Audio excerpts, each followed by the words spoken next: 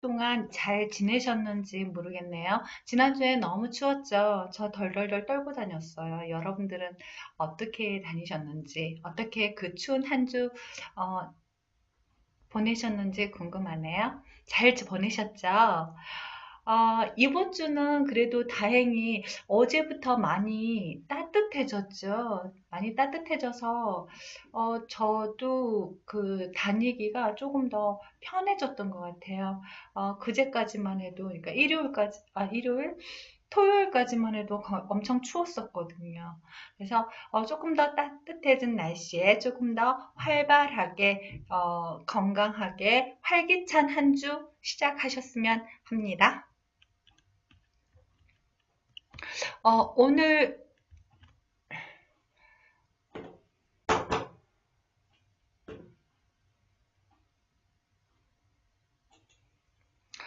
이제 지난주와 똑같이 지난주에 했었던 거 한번 다시 한번 보도록 하겠습니다. 지난주에 우리가 반음 효과를 했었죠. 반음 효과는 사람들이 보편적으로 적용되기는 성격이나 심리적 특징을 나만의 특징으로만 생각한다는 거. 그렇게 생각하는 심리 현상을 반음 효과라고 했죠. 그 대표적인 예가 사람들이 그 타로를 본다던가, 뭐, 그 성격적인 자기 특성을 알아맞히면, 내 이야기야 하는 그런 게 바로 반음 효과의 하나라고 했었는데요. 잘 기억하고 계시죠?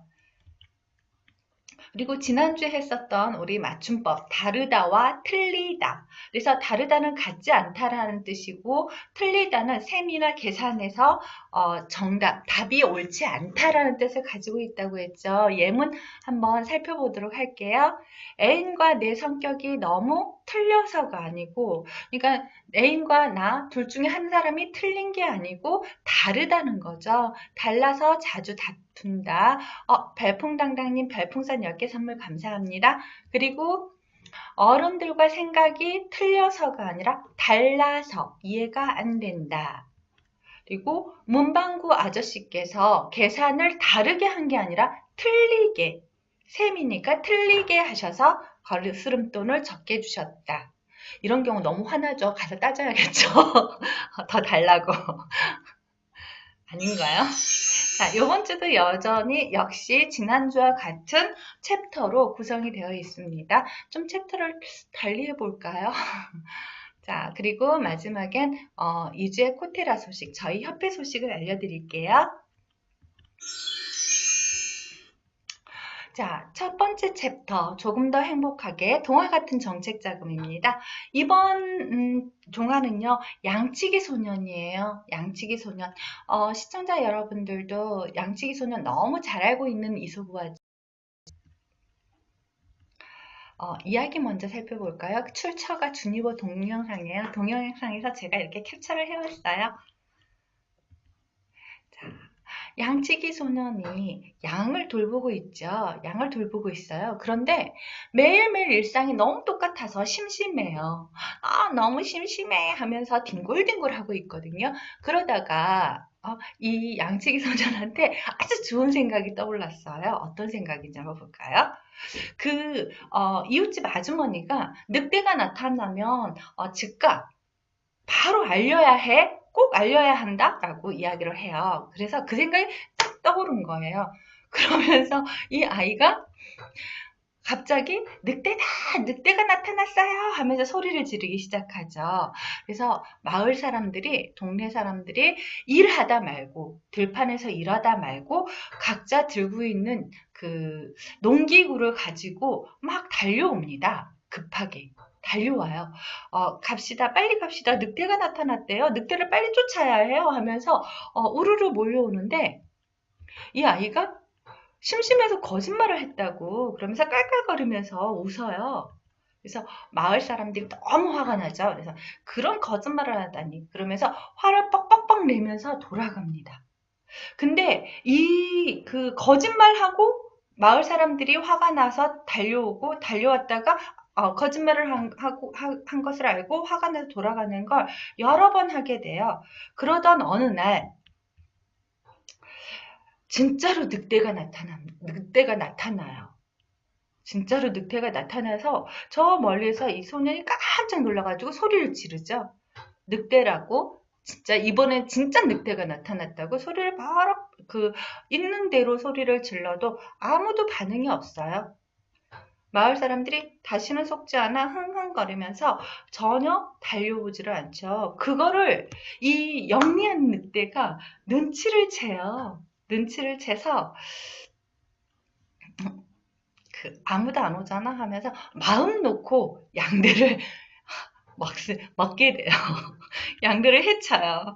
그리고 이 양치기 소녀는 결국 엉엉엉 울면서 후회를 하는 이야기이고, 늑대는 배부르게 먹고 뒹굴뒹굴 하고 있는 그런 이야기예요. 그래서 이 마지막에 늑대가 뭐 그 자리에서 그 배부르게 먹고 뒹굴뒹굴 거린 거는 지금 이 동영상에 그 PPT에 따로 넣은 거고요. 어, 양치기 소년이 울면서 많이 후회를 했다는 이야기로 결국은 끝나게 되죠. 이 이야기에서 알 수 있듯이 거짓말을 자꾸 하게 되면 아무도 믿어주지 않아요. 신뢰성이 떨어지게 되죠. 장난으로 거짓말을 하다가 결국 모든 것을 잃어버린 양치기 소년이에요. 양치기 소년처럼 우리 기업들도 그렇죠. 우리 기업이 요번 해에 뭐 매출 얼마를 달성할 거야. 우리 기업이 요번에는 어떤 사업에 선정이 될 거야. 우리 기업은 우리 회사는 이번에 뭐뭐를 할 거야. 그러면서 계속해서 뭐뭐를 하겠다, 하겠다 이렇게 말로만 해서는 신뢰를 줄 수가 없다는 거예요. 그래서 사업을 과제 신청을 하겠다고 이렇게 생각을 했다면, 특허라도 가장 기본이 되는 게 몸짱 전략의 가장 기본이 되는 것도 특허죠. 특허고 기업 부설 연구소를 설립을 하더라도 가장 기본이 되는 건 특허입니다.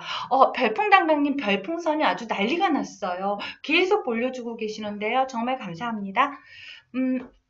그래서 특허는 모든 것의 기본이라고 할 수 있어요. 기업 부설 연구소를 설립하더라도 특허가 필요하고요. 이노비즈를 들어가더라도 특허가 있어야 하고요. 벤처 기업 확인을 받더라도 특허가 필요하죠. 그래서 내가 어떤 사업에 신청을 하고 싶다. 정부 사업을 지원받고 싶다. 아니면 내가 매출 얼마를 달성하겠다. 그러니 뭐를 해달라. 이런 계획이 있다면 말로만 할 게 아니라 아주 기본적인 특허라도 준비를 해놓고 그리고 정부 사업을 하겠다고 그리고 정부의 융자를 받겠다고 이렇게 하자는 이야기죠. 그래서 기본을 먼저 기업에서 다져놓고 믿음을 주자는 이야기입니다. 말로만 하지 말고 기본적인 특허라도 준비하고 정부 사업을 이야기하자. 그래서 신뢰를 주자 하는 거죠. 그래서 기업이 혼자 특허를 하기 힘들다면 특허를 하기 힘들죠. 특히 등록 특허는 힘들어요. 그러니까 등록 특허뿐만 아니라 전략 특허도 기업이 혼자 하기 힘들다면 그렇다면 도움을 요청하는 게 좋겠죠. 그때 도움받을 수 있는 곳이 저희 협회 코테라입니다. 그래서 꼭 기억하셔서 도움을 받았으면 해요. OC 전략, 그래서 씨 뿌리기 전략이라고 하는데요.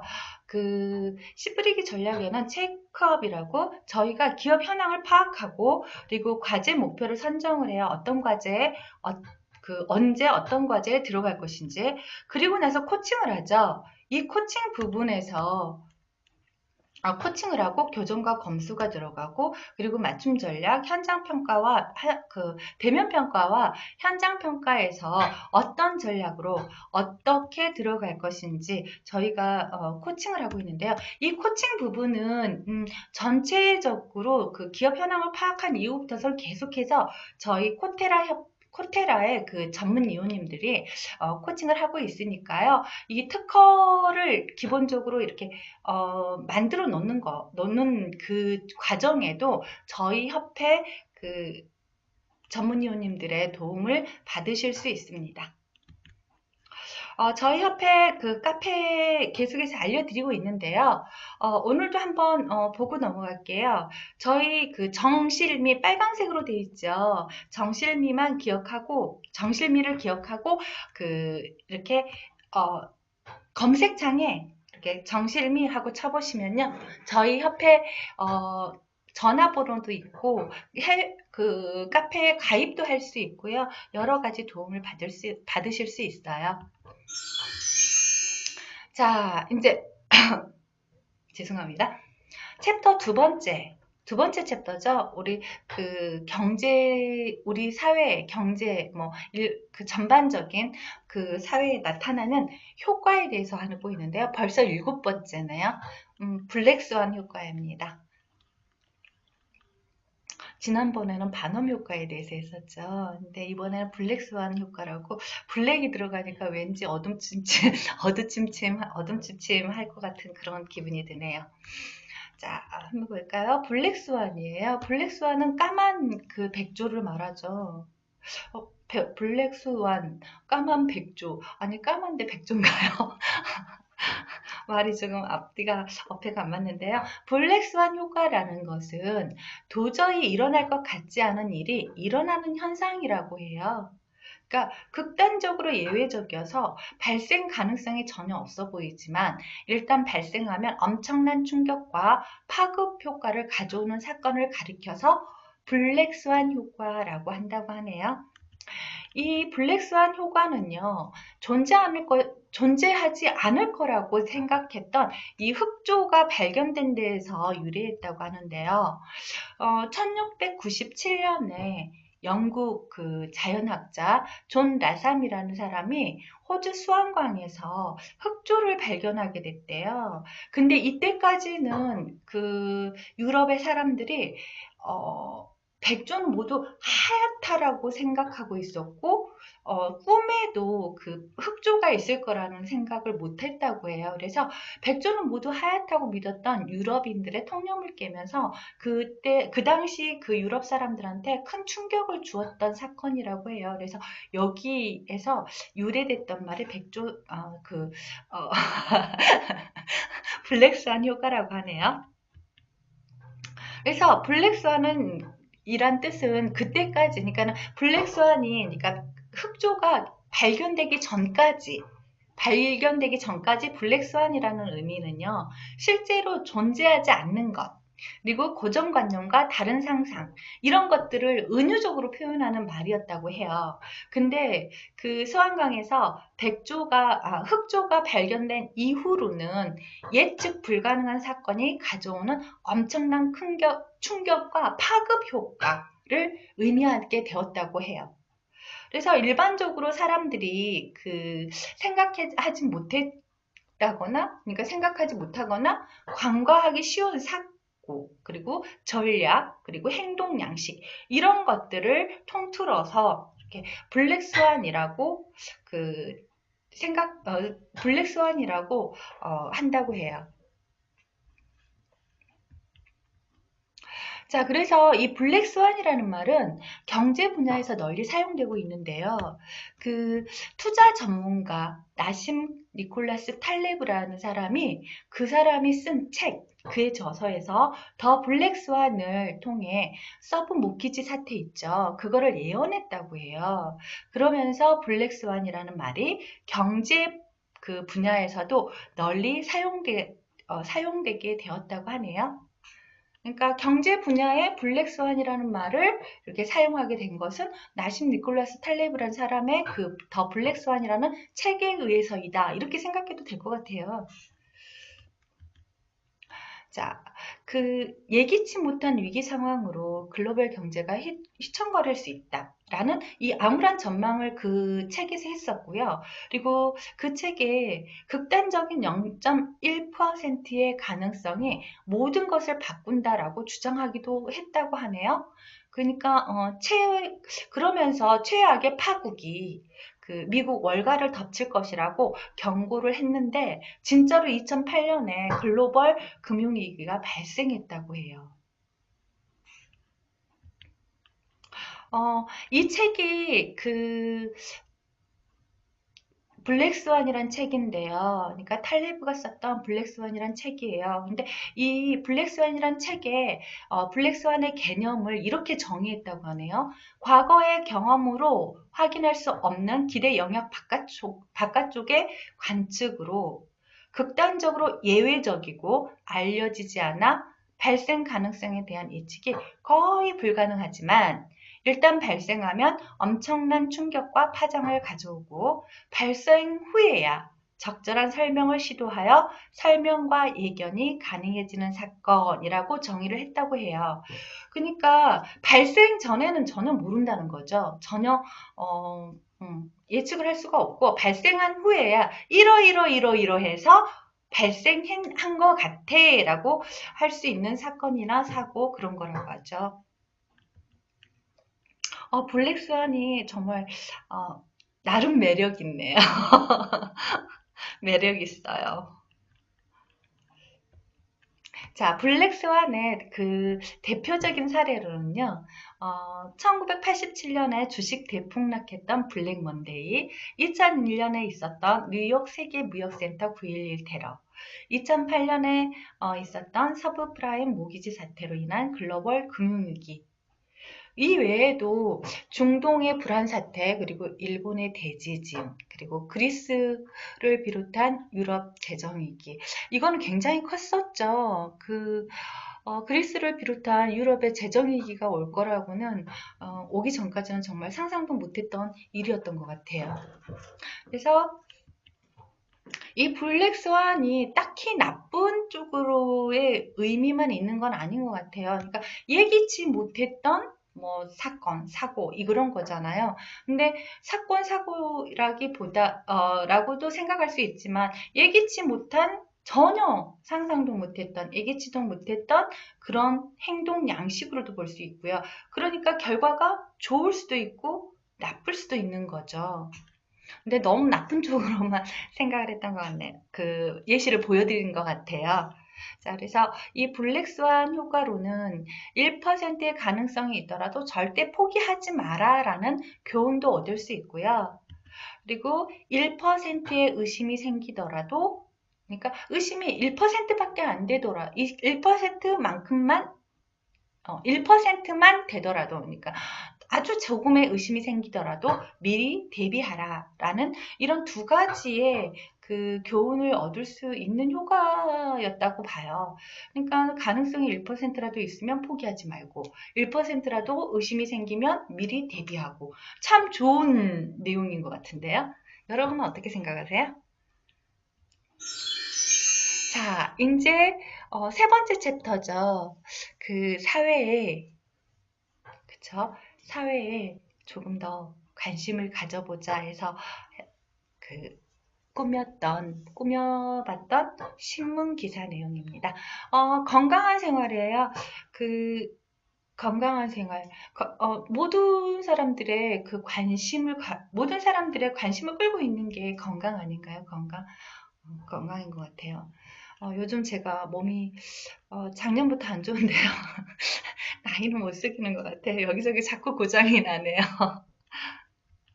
자, 기사 먼저 볼게요. 오늘 볼 기사는요, 국수를 삶으면 중금속의 70%가 물에 녹아 나온대요. 그래서 면만 드세요라는 제목의 기사를 한번 살펴보겠습니다. 이 기사 읽어보면요, 국수나 당면 등 면류는 삶은 뒤 물을 면만 먹는 것이 좋다 해서 이런 내용이 있고요. 티백의 형태의 녹차나 그 홍차 있죠. 그거에 대한 내용이 나와 있어요. 그래서 티백에 든 홍차나 녹차는 뭐 90도 물에 2분이면 대부분 우러났다라고는 이런 내용이 있는 기사인데요. 국수를 이렇게 오래 삶으면 그 안에 있던 중금속이 녹아 나온다? 이런 말은 국수는 몰랐던 것 같아요. 라면이나 뭐 이런 것들 있잖아요. 그 인스턴트 식품. 그런 거는, 삶으면 이게 나온다고 그 면을 삶으면 그 물이 안 좋다는 말은 들었어요. 그래서 라면은 한번 이렇게 그 뜨거운 물로 이렇게 끓인 후에 바로 꺼내서 이렇게 다른 그릇에 옮겨서 삶는 게, 어, 끓이는 게 훨씬 그 건강에 좋다라는 이런 말 들었거든요. 별풍당당님 별풍선 9개 선물 감사합니다. 매번 별풍당당님 별풍선을 많이 주셔서요. 되게 감사해요. 자, 그래서 오늘의 기사를요, 간단하게 정리를 해보면, 면류는 3년 동안 면에 있던 중금속의 70%가 물에 녹아 나온다는 거, 그리고 티백 형태의 녹차와 홍차는 2분 이상 우려내지 않는 것이 좋다는 거, 그리고 녹차와 홍차에 든 카테킨이나 비타민C 등 유용한 성분은 90도 물에서 2분이면 대부분 우러난다는 거. 그래서 면류는 3년 동안에 중금속의 70%가 물에 녹아서 나오니까 그 물은 버리라는 거죠. 그래서 면만 맛있게 얌얌 먹으면 될 것 같아요. 자, 건강한 생활 습관에는 이제 어떤 것들이 있는지, 건강한 생활 습관이 굉장히 많죠. 실천하면 좋은 것들이 아주 많은 것 같아요. 그래서, 대표적이라고 해야 하나요? 그, 최소한 이거만큼은 지켜서 건강했으면 하고 싶은 것들을 몇 가지만 제가 정리를 해봤습니다. 건강한 생활 습관. 첫 번째가 하루에 한 번 치실하기예요. 근데 하루에 한 번 치실을 하고 안 하고 사용하는 사람들과 사용하지 않는 사람들의 그 조금 차이점이라고 해야 되나? 연구 결과가 나왔다고 하는데요. 하루에 한 번 양치질을 하고 치실을 사용하고 양치질을 한 사람들은요, 뇌졸중을 예방할 수 있다고 해요. 저는 몰랐었거든요. 어, 양치질은 꼬박꼬박 하는데 저는 치실은 잘 안 해요. 근데 치실 꼭 필요할까 생각했는데 이 그 자료 준비하면서 읽어보니까 치실 꼭 해야 될 것 같더라고요. 그래서 한번 시도를 해보려고 생각하고 있어요. 그리고 이를 닦지 않는 사람 있죠. 이를 잘 닦지 않는 사람은 그 치매 발병률이 65% 정도로 높다고 하네요. 그러니까 하루 한 번 치실하는 것뿐만 아니라 그 양치질 열심히 해야 될 것 같아요. 그리고 두 번째가 매일 운동하기예요. 매일 운동하면 매일매일 운동을 하는 거 쉽지 않죠. 매일 운동하는 거 쉽지는 않은데 이게 매일 하는 게 쉽지 않으면 일주일에 한 3일만 해도 굉장히 도움이 많이 된다고 해요. 근데 매일 운동을 하게 되면 스트레스도 줄일 수 있고, 그리고 운동하는 동안 엔돌핀이 발생하게 되어서, 기분 전환도 되고, 운동을 하면 혈액순환도 시켜준다고 해요. 근데 운동하면 너무 힘들어서요. 저는 운동하기 싫어요. 그래서 운동을 하려면 운동을 해야 하는데 운동 가기 전에 항상 싫은데 힘든데 라는 생각이 있어서 운동을 썩 잘 안 가게 되는 것 같아요. 근데 올해는 운동을 좀 열심히 해보고 있어요. 지금 현재 해보고 있어요. 시간이 정말 아침부터 저녁까지 일해야 되고 뭐 이런 때 아니면은 꼭 시간 내서 운동을 해요. 왜냐하면 운동을 안 하면 아프거든요. 그리고 세 번째는 충분한 수면이에요. 충분한 수면이 어, 얼마나 중요한지는 모두가 다, 여러분들도 다 잘 알고 계시죠. 근데 이 충분한 수면이 집중력도 높여주고, 그리고 창의력도 촉진되고, 그리고 염증도 억제하게 해준다고 하네요. 우리가, 어, 알지 못하는 염증들이 몸 안에 있을 수 있다고 해요. 크고 작은 염증들이겠죠. 근데 이런 염증이 생기는 것도 수면이 이렇게 억제를 시켜준다고 하네요. 근데 저는 그 잠을 많이 자면 살이 찐다고 생각을 했어요. 그리고 잠을 적게 자면 살이 쭉쭉 빠질 거라고 생각을 했거든요. 그런데 제가 자꾸 잠을 조금 한 4시간, 5시간 이 정도 자거든요. 괜히 쓸데없이 잠을 좀 늦게 자고 아침에는 일찍 일어나야지 하는 그런 사명감에 아침엔 좀 일찍 일어나고 그래요. 그래서 하루에 한 4시간, 5시간 이 정도 자는 것 같아요. 많이 자면 뭐 6시간. 근데 자꾸 살이 찌는 거예요. 자꾸 살이 쪄서 이게 왜 그럴까 하고 인터넷을 찾아봤거든요. 검색을 해서 찾아봤더니 잠을 조금 자도 살이 찐다고 하네요. 그러니까 그 원리랑 같은가 봐요. 음식을 규칙적으로 제 시간에 먹어야 살이 안 찌지. 중구난방으로 뭐 2시에 먹었다, 3시에 먹었다 이런 식으로 규칙적으로 정해놓고 시간을 정해놓고 먹는 게 아니라 뭐 이때 먹었다, 저때 먹었다 하면 오히려 몸속에서 쟤는 밥을 언제 먹을지 몰라, 음식을 언제 먹을지 몰라 이래서 몸에다 이렇게 쌓아놓는다고 하잖아요. 저장. 그래서 살이 안 조금 음식을 조금만 먹어도 그 규칙적이지 않으면 살이 찐다고 하는 것과 같은 원리인가 봐요. 그래서 잠을 너무 많이 자도 안 좋지만 잠을 조금 자도 살은 찐답니다. 그래서 지금 시간을 조절하고 있어요. 한 7시간은 최대한 최소한 7시간은 자자 하고. 네. 몸이 많이 안 좋아지면서 결심한 거예요. 그러니까 건강이 나빠지면서 여러분들도 뭐 이런 결심 이렇게 멍청하게, 그러니까 좀 미련하게 그렇게 하시지 마시고요. 저처럼 그렇게 미련하게 하시면 안 돼요. 건강하실 때 수면 시간도 챙기시고 운동도 챙기시고 그랬으면 합니다.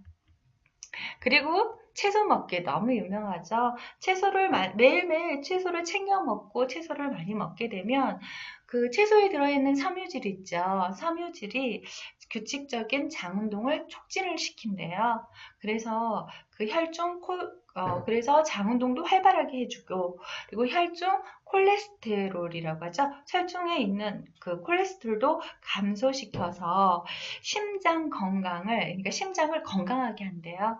그러니까 싱싱한 채소, 제철 채소 많이 드시기 바랍니다. 그리고 마지막으로 이제 꼭 지키셔야 할 거, 손발 씻기. 손발 씻기는 기본 중에 기본인데 누가 저런 걸 안 지켜라고 저게 뭐 건강한 생활을 만드는 습관이라고 저런 걸 올려놨지라고 생각하시는 분들도 계실 수 있어요. 근데 가만히 한번 생각해 보세요. 손발 잘 씻고 계시는지. 볼게요. 질병관리본부에서 권장하는 손 씻기인데요. 6단계나 되죠. 우리는 그냥 비누칠 쭉 쓱쓱 해가지고 이렇게 하고 그냥 헹구면 끝이라고 생각을 했어요. 근데 질병관리본부에서 그렇게 손을 씻는 게 아니라 손 씻기를 이렇게 꼼꼼하게 해야지 전염병이나 뭐 이런 걸로 붙어서 저기 할 수 있다, 예방을 할 수 있다라고 해서 나온 6단계 손 씻기예요. 근데 이렇게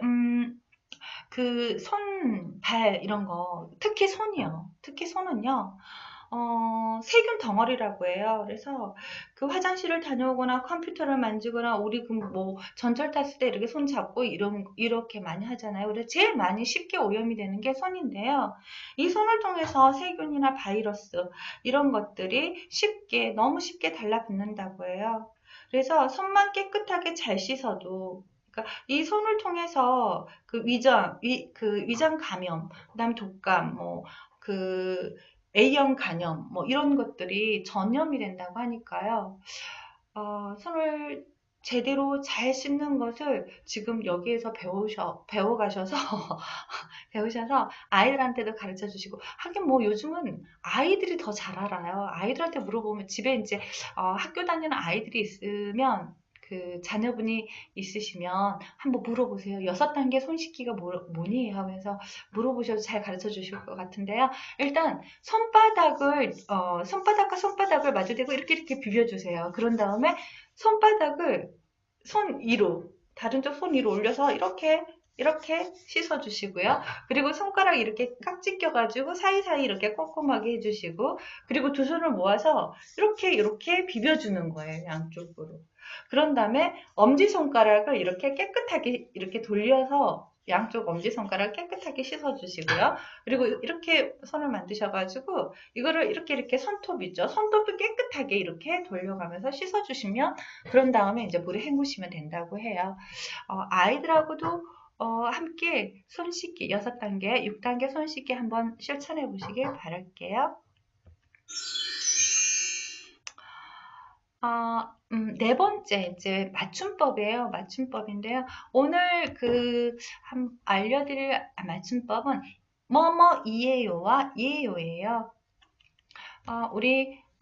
이건 의자예요 할 때하고 이건 연필이에요 할 때 이거 다른 점이죠. 이에요와 이에요의 사용법입니다. 이에요는요, 이에요의 줄임말이에요. 그래서 이가 빠지는 대신에 예요가 들어가는데요. 이 예요는 예하고 대답할 때 예자를 쓰시면 돼요. 예를 한번 볼게요. 이번에는 놓치지 않을 것이에요 라고 말을 해야 하는데요. 이걸 줄임말이 이번에는 놓치지 않을 거예요가 되는 거죠. 그러니까 이자가 빠지고 예라고 대답할 때 예자가 들어가면 돼요. 그래서 것이에요가 거예요로 줄여진 말인 거죠. 조금 쉽게 구별할 수 있는 방법이 뭐냐면 앞에 오는 말에 받침이 있으면 뭐뭐이에요라고 이에요를 쓰면 돼요. 연필이에요. 칠판이에요. 오랜만이에요. 천만에요. 그래서 에요 밑에 그 앞에 받침이 있으면 이에요인데 천만에요는 천만이에요. 이게 여기에서 문맥상 좀 어색하니까 천만에요인데요. 에요인데 예요가 예요가 아니라 에요예요. 그래서 이 정도는 참만해요. 이거 같은 경우는 하나 예외로 있는 거니까 그냥 외워주세요. 외워도 뭐 저게 괜찮을 것 같아요. 그리고 받침이 없으면 뭐뭐 예요. 그러니까 포도 예요. 천사 예요. 그리고 얼마 예요 하고 예. 차이점 아셨죠? 받침이 있으면 이예요. 받침이 없으면 예요.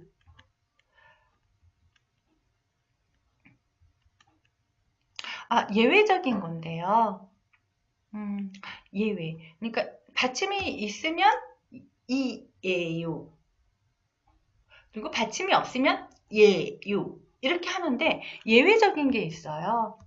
아니다라는 뜻의 예요는요. 아니에요 할 때는 받침에 상관없이 에요를 써야 돼요. 에요. 그리고 사람 이름에는요. 받침에 상관없이 예 할 때 예요예요. 동건이예요. 스미예요 하고 예를 쓴다고 해요. 그리고 어디에요 할 때 어디에요 둘 다 가능하지만 의미가 조금씩 달라요. 그러니까 아주 미묘한 차이의 의미 그 차이가 있으니까 이것도 좀 생각을 해보시면 되겠죠. 그냥 이렇게 한번 훅 하고 보시면 어떤 의미의 차이가 있는지 아실 거예요. 내 연필이 어디 있지? 저기 있어. 어디에? 할 때 에. 어디에 있어? 이런 거. 그 다음에 회사 근처에 왔어. 회사 근처에 왔어 할 때 근처 어디예요? 이게 되는 거죠. 그래서 위에 거 어디에? 하고 물어보는 거랑 어디예요? 장소를 물어보는 거. 그러니까 둘 다 장소이긴 하지만 약간씩 의미가 다르죠. 자, 이제 마지막 챕터예요. 한 계단 올라서기네요.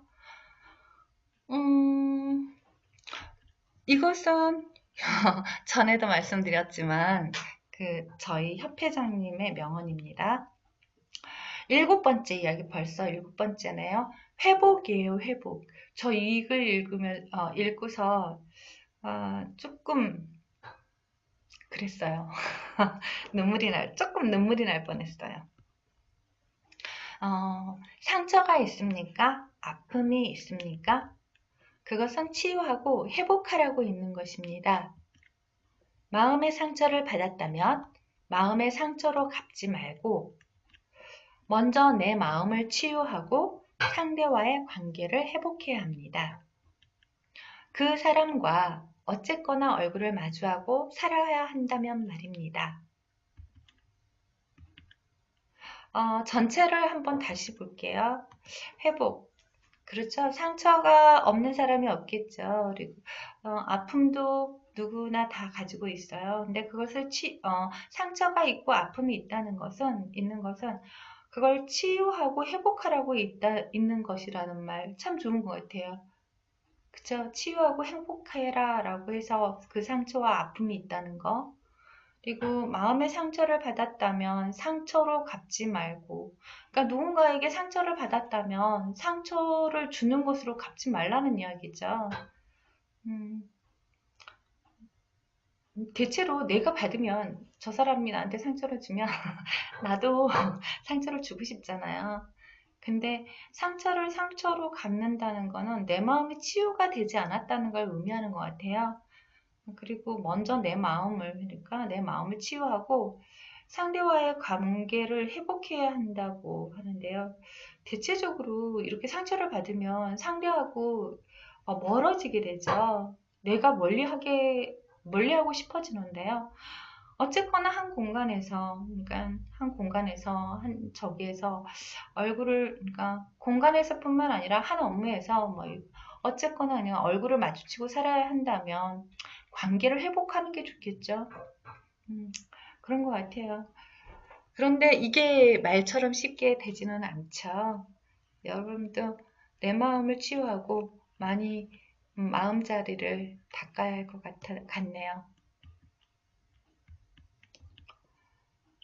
2주에 이제 2주의 코테라 소식이에요. 마지막이죠. 항상 그 마지막 타임에 어, 코테라 소식을 저기 하는데요. 전해드리는데요. 마지막 그 코너네요.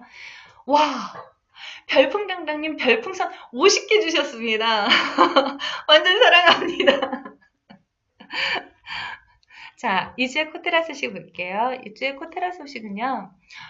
저희 코테라에서 그러니까는 중소기업, 벤처기업부, 그러니까 그 소상공인 시장 진흥공단 이사장하고 이렇게 뜻하게 적혀져 있는데요.